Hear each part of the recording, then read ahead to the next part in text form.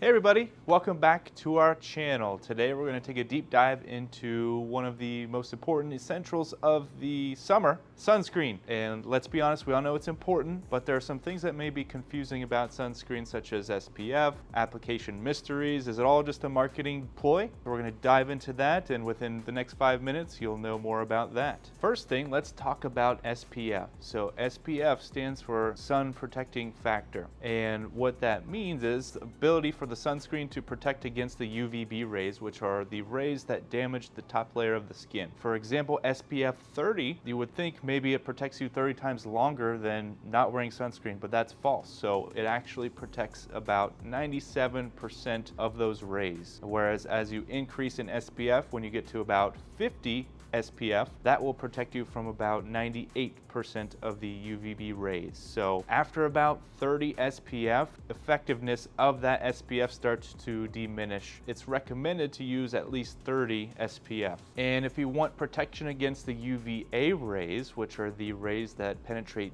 deep within the skin that contribute towards aging, even skin cancer, you want to look at a broad-based spectrum sunscreen. So that will be helpful to protect against UVB and UVA rays. And now that we know about SPF, let's talk about how you need to apply the sunscreen. When you're applying your sunscreen, you want to be generous. Think about a shot glass of lotion for your entire body, and don't forget about the most commonly forgotten areas. So the tops of the ears, your nose, the tops of your feet, even your lips. They make SPF lip balm that you can put on to help protect your lips against the harmful rays. And when you're applying the sunscreen, you want to make sure you kind of treat it as if you're doing a massage. So you're taking the lotion, you're applying it to the skin, and you're rubbing it in until you don't see the lotion anymore. Unless it is a mineral-based sunscreen where that sits on the skin, you won't be able to rub that in necessarily. And then with applying sunscreen, reapplication is key. So if you're going to be in the sun for long periods of time, you want to apply at least every 2 hours, maybe more depending on things like your skin type. If you're getting in the water, you need to reapply more, or even toweling off, you need to reapply more often. So take those into consideration when you're thinking about reapplying your sunscreen. And now we're going to talk about some of the most common myths with sunscreen. So the first one is if you have waterproof sunscreen, that means you don't have to reapply after getting wet or sweating. So that is a myth. You absolutely do need to reapply. It's recommended, like I said, every 2 hours, or maybe even more if you're spending a lot of time in the water, sweating, things like that. You may have to reapply it more often. Our second myth is a tan is healthy. So our skin is our defense mechanism against the UV rays, and as we absorb those UV rays, the skin begins to get tan. So just because you have a tan doesn't mean you're healthy. You want to make sure you're protecting your skin. It's your body's largest organ.